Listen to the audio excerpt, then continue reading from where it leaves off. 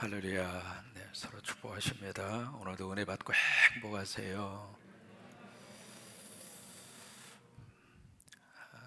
욥이 지금 고난을 당하고 있습니다.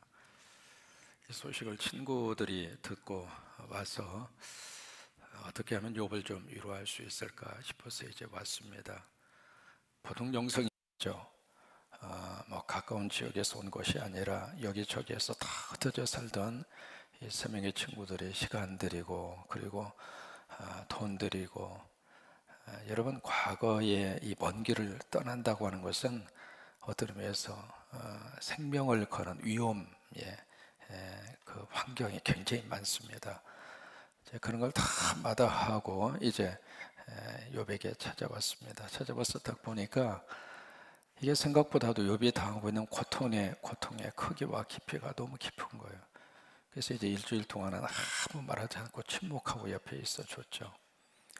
이제 그 덕분에 욥이 이제 마음이 열리고 생각이 열려서 욥기 3장에 기록이 쭉 나옵니다. 자기의 생일을 저주하잖아요. 그리고 이제 4장과 5장에 가서 연장자 격인 엘리바스가 욥에게 뭔가 위로차 이야기합니다. 근데 이게 위로차 하고 있는 이 엘리바스의 말이 욥에게 전혀 위로가 되지 않아요. 머리로는 이해가 되는데 가슴으로는 받아들이기가 어려운 거예요. 여러분, 그런 경우가 굉장히 많이 있습니다. 내가 부정할 수 없습니다. 왜? 그 논리와 그 모든 접근 방법이 부정할 수 없는 합리적인 논리성을 가지고 접근해 오거든요. 그러면 그 논리 앞에서 누가 그것을 부정을 할 수가 있겠어요? 그러니까 머리로는 참 이해가 되는데, 그러고 뭐 그렇지. 근데 이게 가슴은 답답한 거예요. 이게 어떤 다른 사람의 문제를 접근할 때 우리들에게서 누구나 다 나타나고 있는 현상 가운데 하나입니다. 왜냐하면 우리가 그 사람의 입장에 서보지 못하면 그 사람의 현실, 그 사람의 아픔, 그 사람의 감정을 그대로 느낀다고 하는 것은 불가능합니다. 그래서 우리가 남의 문제에 대해서 어떤 의미에서는 때로는 그래요. 남의 문제에 대해서 어떻게 했든지 뭔가 좀 위로하고 싶고 뭔가 이렇게 좀 다가서고 싶고 그런 마음은 참 감사하지만은 남의 일에 대해서 내 생각을 그에게 막 그냥 몰아 세우듯이 그렇게 할 때에는 굉장히 조심스러운 거예요. 그래서 이제 엘버스가 이 고난 문제를 이야기하는데, 엘버스가 이야기하는 이 고난 문제의 접근 방법은 이 고난의 원인은 바로 죄다. 이게 엘버스의 생각입니다. 그러니까 네가 고난 받는 이유는 네가 죄가 있기 때문이다. 생각해 보라고. 그래서 이제 욥기서 4장 7절이거든요. 좀 생각해봐. 좀 곰곰이 생각해봐. 너 죄 지었잖아. 이런 문제를 당할 수밖에 없는 뭐가 큰 죄를 하나님 앞에 지었잖아. 그거 빨리 회개해. 그 빨리 하나님 앞에 돌아와서 그러면 하나님이 그거 다 정리시켜 주시고 전부 다 없애 주시고 이 고난 문제 하나님이 깨끗이 해결해 주실 거야. 하나님이 상처나게 하셨다가도 싸매 주시고. 여러분, 그 말이 얼마나 은혜스러워요. 근데 욥의 입장으로서는 이 고난이 아무리 생각해도 욥이 죄를 지었어요, 안 지었어요? 욥기 1장, 2장 아무리 보아도 욥이 죄를 지었다는 그 부분이 없어요. 근데 욥에게 고난이 왔단 말이죠. 그러니까 지금 일반적으로 생각하고 있는 상식을 뛰어넘는 고난입니다. 그런데 이 고난이 살면서 누구나 다 있을 수 있습니다. 나는 아무 잘못 안 했어요. 지금 나 교통법규 잘 지키고 가고 있어요. 그런데 갑자기 불법으로 치고 들어오는 차가 내 차를 쳤단 말이죠. 그러면 내 잘못입니까? 그러니까 이게 꼭 이 고난 문제가 죄하고 100% 직결되는 건 아니라 그 말입니다. 물론 그럴 수 있는 가능성이 많습니다. 내가 잘못해서, 내가 좀 어려움 당하고, 내가 잘못해서 고난을 당하고 그런 케이스가 없는 건 아니에요. 있어요. 일반적으로 그런 케이스가 많습니다. 많은데 100% 그런가? 그건 아니란 말이에요. 그래서 이제 엘리바스가 와서 그 각도로 막 욥을 이야기하니까 욥이 이제 말문이 열렸습니다. 뭐라고 이야기하는가? 6장 1절입니다. 욥이 대답하여 이르되 2절 함께 있습니다. 나의 괴로움을 달아보며 나의 파멸을 저 위에 모두 놓을 수 있다. 무슨 얘기냐면 나 지금 힘들어 이 사람들아, 그 말이에요. 내 괴로움 그리고 나의 파멸, 이거 저울이 있어서 그 위에다가 딱 올려놓고 그 무게를 달아본다면 이게 지금 무게가 어느 정도 나갈지 당신들 알고나 있느냐고. 그러면서 이 파멸과 이 괴로움이 어느 정도냐면 3절입니다. 바다의 모래보다도 무거울 것이다. 여기 모래라고 하는 것은 두 가지 의미를 가지고 있거든요. 첫째, 모래라고 하는 것은 많다, 그 말이에요. 두 번째로 모래라고 하는 것은 파도가 팍 치면 자꾸자꾸 쌓이는 게 모래입니다. 그런 것처럼 지금 내가 고통당하고 있는 이 고통이 너희가 생각하는 것보다도 훨씬 더 나에게 있어서는 이 고통의 무게가 크다, 이 말이에요. 욥의 입장으로서는 엘리바스의 말을 다 이렇게 들으면서 참 뭔가 모르게 답답한 마음이 드는 거죠. 당신이 내 입장 대봐, 그 말이에요. 내가 지금 얼마나 힘들 줄 아느냐고. 옆에서 지금 막 괴로워하는 사람이 있습니다. 그 앞에서 막 토론을 합니다. 이 괴로움의 정체가 어디서 왔느냐, 이 괴로움의 성격이 뭐냐, 이 괴로움은 누구 때문에 왔느냐, 그러면서 막 여기서 옥신각신 그러고 있습니다. 그러면 정작 괴로워하는 사람에게 위로가 됩니까? 아니면 고통이 됩니까? 고통이죠. 어떤 사람이 가다가 빙판길에 미끄러져서 물속으로 푹 하고 들어갔거든요. 들어가서 얼음이 깨지면서 막 거기서 살려달라고 그러니까 지나가던 사람이 다 보고, 아이고 당신 언제 빠졌어? 아이고 언제 빠졌다고, 그냥 빨리 건져달라고. 아 그랬어? 이 길이 얼마나 미끄러운데 조심해서 다니지, 어떻게 사람이 그렇게 부주의해가지고서 쏙 들어갔느냐고. 아이고 맞다고 어쩌자 나를 좀 끄집어 달라고. 그러니까 아이고 내가 당신 끄집어 주면 또다시 거기 들어가지 않는다고 보장이 있어? 아니 그건 그 다음 문제고, 나 좀 끄집어 달라고, 나 지금 얼어 죽기 직전이라고.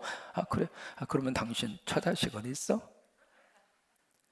그러다가 지금까지 얼어 죽어버렸대. 여러분 그 상황에서는 가장 먼저 할 일은 뭐예요? 끄집어내는 거예요. 그게 첫 번째 할 일이라 그 말이에요. 여러분 하나님의 집에 나오는 분들에게 있어서 가장 먼저 필요한 것은 예수 그리스도의 복음의 능력으로 끄집어내는 거예요. 그분이 과거에 어떻게 살았든, 그분의 현재의 상황이 어떤 모습으로 사는 것은 둘째입니다. 일단 예수 믿고 봐야 돼요. 일단 은혜 받고 봐야 돼요. 일단 성령 받고 봐야 돼요. 그게 첫째예요. 그런데 그 사람 놓고 당신 앞으로 예수 믿을 때 어떻게 믿고 뭐 그거 아니에요. 이게 욥의 입장으로서는 지금 너무 힘들다 그거예요. 나 힘들어 죽겠다 그 말이에요.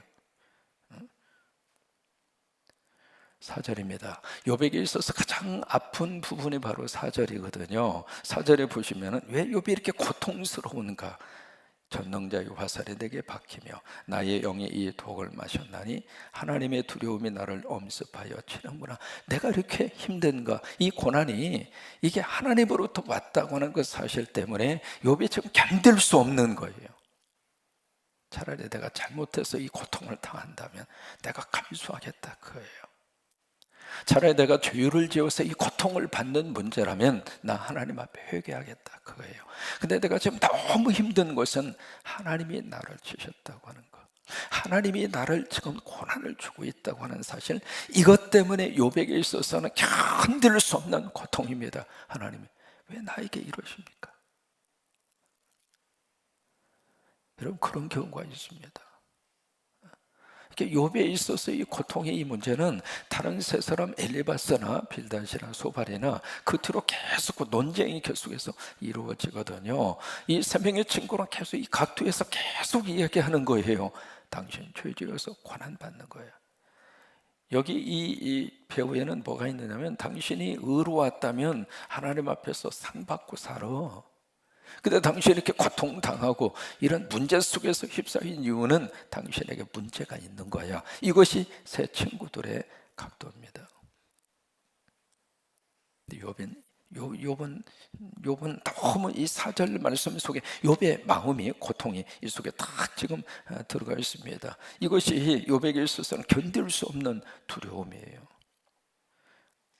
다음에 5절에 보시면 들나귀가 풀이 있으면 어찌 울겠으며 소가 꼴이 있으면 어찌 울겠느냐. 이게 무슨 얘기냐면 풀이 없으니까 나귀가 운다거나 먹을 게 없으니까, 그 다음에 꼴이 없으니까 소가 울지 않느냐 그 말이에요. 그런데 나는 이 고통을 당해야 될 이유가 없다 그 말이에요. 6절과 7절의 말씀은 갑자기 먹는 문제가 나옵니다. 싱거운 것이 소금 없이 먹히겠느냐, 닭의 알 흰자위가 맛이 있겠느냐, 내 마음이 이런 것을 만지기도 싫어하나니 꺼리는 음식물 같이 여김이니라. 이게 무슨 얘기냐면 나 밥 맛없어 죽겠다 그 말이 아닙니다. 여기서 말씀하고 있는 이 싱거운 것이 소금 없이 먹히겠느냐, 이 말은 엘리바스가 그 앞에서 했던 그 말입니다. 그 말 자체가 내 귀에 안 들어온다. 아무리 지금 좋은 말을 하고 지금 뭐 그냥 그 맞는 말을 하고 누구도 그걸 거부할 수 없는 그 말을 엘리바스 당신이 나에게 해줬지만은 그 말이 내 귀에 하나도 안 들린다 그 말이에요. 여러분, 우리 딴에는 나름대로 뭔가 막 이렇게 내 지식을 동원을 해서 그에게 도움이 되기 위해서 이렇게 저렇게 말을 하지만은 그 말이 저 사람에게 도움이 되지 않는 경우들이 있다 이 말이에요. 여러분, 그래서 상담에서요 가장 중요한 것이 뭐냐면 경청입니다. 최고의 상담 잘하는 분은 말하는 것이 아니라 귀로 듣는 거예요. 그러니까 잘 들어주는 사람이 최고로 좋은 상담자입니다. 근데 우리는 들어주는 데 있어서 굉장히 훈련되지 않았습니다. 듣는 것보다도 말하기를 좋아합니다. 뭔가 자꾸 이야기를 해주어야 직성이 풀리고 뭔가 자꾸 거기에 대해서 답을 주려고 그러는데 사실 그 이야기를 하고 있는 본인 스스로가 이야기하면서 답을 찾아가요. 여기 엘리바스의 이 말이 욥에게 있어서는 아무 의미 없이 들리는 거예요. 마치 소금기 없는 음식처럼, 맛없는 음식처럼 엘리바스의 말이 욥에게 그렇게 들린 거예요. 그래서 8절에서 그렇게 고백합니다. 나의 간구를 누가 들어줄 것이며 나의 소원을 하나님이 허락하시랴. 이 간구와 이 욥의 소원은 바로 3장에서 말씀하고 있는 죽고 싶다는 거예요. 나 죽고 싶은데 이 죽고 싶은 이것을 하나님이 들어주시겠는가 그 말이에요. 근데 10절에 보시면은 그러할지라도, 내가 지금 고통 가운데 있을지라도 내가 오히려, 거기 오히려라고 하는 이 단어에다가 한번 표시를 해보세요. 내가 지금 고통과 참 견딜 수 없는 아픔 속에 있다 할지라도 내가 오히려 위로를 받고 그칠 줄 모르는 고통 가운데서도 기뻐하는 것은 내가 거룩하신 이의 말씀을 뭐예요? 거역하지 아니하였음이니이다. 내가 지금 이 상황 자체를 바꿀 수는 없어도, 왜? 능력이 안 되니까. 내가 이것을 어떻게 할 수는 없지만은 그러나 나에게 있어서 위로와 희망이 되는 것이 있다. 그것은 내가 지금까지 하나님 말씀 거역하지 않았다. 욥이 그러니까 더 힘든 거예요. 하나님의 말씀대로 내가 지금 살았는데 경건했잖아요. 그리고 온전했잖아요. 정직했잖아요. 그리고 악에서 떠났어요. 그렇게 하나님 말씀을 꽉 붙잡고 내가 지금까지 살고 있는데, 그래서 나는 말씀의 범위를 절대로 벗어나지 않았는데 어떻게 우리 가정에 이런 우환이 찾아왔느냐 이 말이에요. 그것이 욥에게 있어서는 너무 고통스러운 문제이면서도 또 하나, 이 고통이 나에게 지금 생각하지도 못한 고통이 쓰나미처럼 몰려왔지만 그래도 나에게 위로가 될 수 있는 것은 나는 하나님 말씀 떠나지 않았다 이 말이에요. 여러분, 이 정도로 욥의 믿음의 역사가 강합니다. 우리 안에도 이런 믿음의 역사가 있어지게 되기를 주의 이름으로 축복합니다. 조금 힘든 일 있으면 자꾸 떠나는, 이미 목회하면서 연말이 되면 참 전화 받기 싫은 전화가 있습니다. 전화 딱 받으면 목사님, 나 이 교회 떠나겠습니다. 나 그 전화 참 많이 받았습니다. 아마 그게 목회자를 가장 힘들게 하는 말이라고 생각이 들어서 그러시는 것 같아요. 근데 떠나는 이유가 그렇게 큰 이유들이 아니었습니다. 이게 살면서 이런 일, 저런 일, 저런 일, 이런 일 누구나 다 당할 수 있거든요. 그리고 우리가 어떤 보장된 인생을 사는 게 아니거든요. 그러면 여러 가지 많은 어려움도 만날 수 있고 문제도 만날 수 있고, 그런데 그런 상황 속이라 할지라도 하나님 여기에 영생이 있고, 여기에 하나님의 역사가 있고, 여기에 예수 믿어야 할 근거가 있고, 그래서 여기 주제가 그거예요. 뭘 믿느냐 이 말이에요. 그런 속에서도 하나님의 말씀을 떠나지 않는 욥. 그러니까 하나님이 욥을 끝까지 붙들어 줄 수밖에 없는 거예요. 여러분, 욥이 41장을 뛰어넘어서 42장까지 갈 수 있는 근거가 무엇인가? 여기에 있습니다. 그 고통 속에서도 욥은 하나님의 말씀을 떠나지 않습니다. 그 말씀을 끝까지 붙들고 갑니다. 여러분, 말씀 속에 하나님의 역사가 있고, 말씀 속에 하나님의 은혜가 있고, 말씀 속에 오늘을 살아갈 수 있는 힘이 말씀 속에 있습니다. 여러분, 하나님의 말씀이 바로 사건입니다. 빛이 있으라, 빛이 바로 있었잖아요. 하나님의 말씀에 대해서 오게 구체적인 하나님의 역사로 다가오는 게 하나님의 말씀이에요. 11절 함께 있습니다. 내가 무슨 기력이 있기에 기다리겠느냐? 내 마지막이 어떠하겠기에 그저 참겠느냐? 나의 기력이 어찌 돌의 기력이겠느냐? 나의 살이 어찌 노쇠겠느냐? 나의 도움이 내 속에 없지 아니하냐? 나의 능력이 내게서 쫓겨나지 아니하였느냐? 이 무슨 얘기냐면, 나는 돌도 아니고 노쇠도 아니다 그 말이에요. 나는 연약한 인간일 뿐이다 그거예요. 그리고 내 곁에 도울 자도 없고 내게 지혜도 없고, 그런데 친구라고 한 너희들이 나에게 와서 어떻게 나한테 내 이 사정과 형편을 뻔히 보면서 나한테 이럴 수 있느냐 그 말이에요. 그 다음에 14절에 그렇게 말씀합니다. 낙심한 자가 비록 전능자를 경유하기를 저버릴지라도 그의 친구로부터 동정을 받느니라. 그러니까 어려움 때문에 신앙을 버린 사람이라 할지라도, 아주 힘든 일이 있어서 믿음을 저버리는 경우들이 있잖아요. 그런 경우라 할지라도 그에게 와서 자꾸 원론적으로 당신 믿음 버리면 안 돼, 그 말을 하기 전에 가장 먼저 필요한 것은 같이 아파하고 같이 위로해주고, 그게 우선적이지 않느냐 그 말이에요. 그 멀리서 나에게 와주었으면 내가 지금 필요한 것은 이 고통과 아픔을 같이 아파해주고 같이 울어주고 같이 손잡아주고, 나한테 지금 필요한 건 그거지, 당신들이 쭉 이론적으로 나에게 이야기해줘, 그게 지금 필요한 건 아니지 않느냐. 그래서 15절부터 친구들에 대해서 넋두리를 합니다. 뭐라고 이야기하냐면, 내 친구들, 당신들은 변덕이 심한 시냇물 같다고. 이게 팔레스타인 지역에 이 개울가라고 하는 게 비가 오면 막 물이 이렇게 많아서 넘쳐 흐르다가도 비가 뚝 그치면 그게 언제 물이 있었느냐는 듯이 강물이 싹 말라버리고 말아요. 지금 친구들이 그렇다고 하는 것이에요. 변덕이 심한 시냇물 같은 그런 모습이다. 그렇게 15절 이하에서 쭉 이야기를 하고 있는 거예요. 그러면서 22절부터 친구들을 향해서 포문을 엽니다.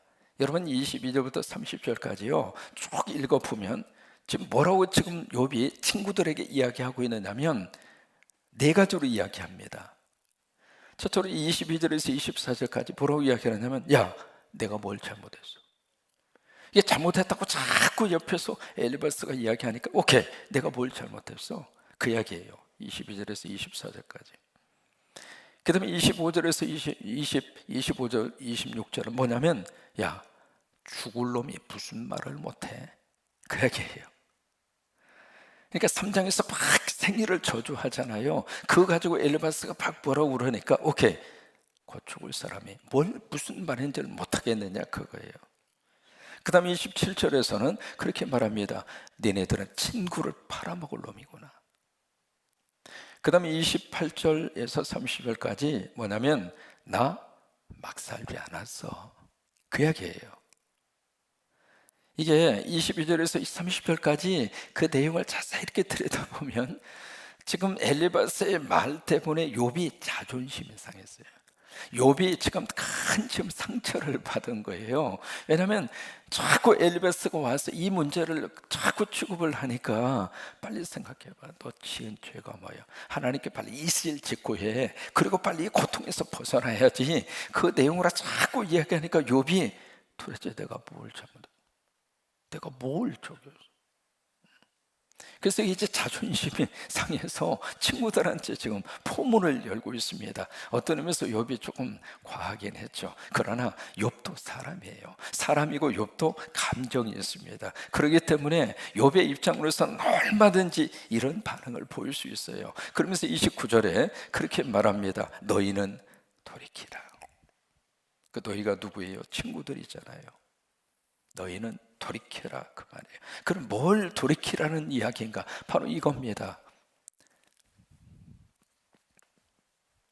욥기 안에 두 가지 사상이 쭉 흐르고 있습니다. 인과 응보라고 하는 사실, 그 다음에 권선징악이라고 하는 사상.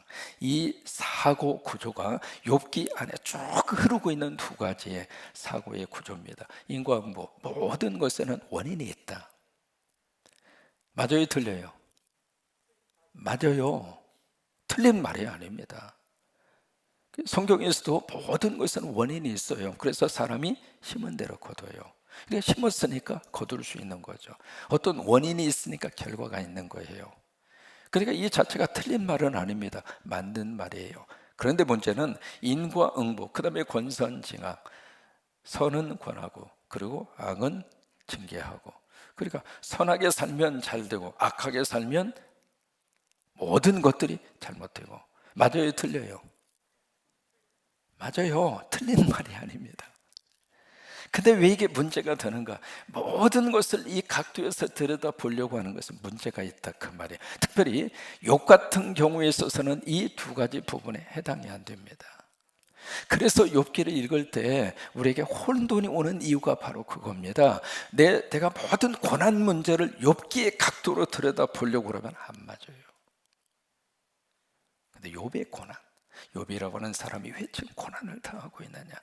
특별히 예수 잘 믿고 믿음 안에서 살려고 그러고 참 재단 열심히 쌓고 남에게 해코지 하지 않고 법 없이도 살 정도로 그렇게 살려고 하는 우리 성도들의 입장으로서는 이게 원인 모르는 고난과 원인 모르는 문제가 우리 사고에, 우리 가정 속에 들어올 수 있다, 이 말이에요. 이제 그 문제를 우리가 어떻게 해결할 것인가, 그 말이에요. 그러니까 세상적으로 막 잘못을 해서, 그래서 그 잘못한 것에 대한 대가를 치르고 거기에 대해서 어떤 벌을 받고, 그것에 대해서는 당연히 그래야죠. 근데 그러지 않았는데, 어쨌든 간에 믿음 안에서 선하게 살려고 하고 죄짓지 않으려고 막 몸부림을 치고 그렇게 해서 살려고 하는데 왜 우리 성도들에게 고난이 오느냐, 그 말이에요. 왜 우리 가정 속에, 우리 자녀들에게, 왜 부부의 관계 속에, 왜 내 사업터 속에 이런 어려움이 갑자기 몰려오느냐, 바로 그거죠. 그 문제에 대해서 하나님은 욥기서를 통해서 쭉 이 답을 찾아가는 게 욥기서의 그런 내용입니다. 그래서 29절에 있는 말씀대로 너희는 돌이켜라, 그래요. 우리가 그런 각도로 보고 있다면 거기에서 돌이키라고 하는 거예요. 뭐가 잘못돼서만 문제가 생기는 것은 아니라고 하는 거예요. 아무 잘못도 없는데 이런 일도 당할 수 있고 저런 일도 당할 수 있습니다. 네, 그런 속에서 우리가 붙들어야 할 소망은 바로 이거예요. 우리가 뭘 믿고 사는 거예요? 우리는 하나님 믿고 삽니다. 하나님을 언제까지 믿는가? 가득하니 믿고 삽니다. 그 믿음의 거룩한 축복의 역사가 우리 가운데 넘치시게 되기를 주의 이름으로 축원합니다.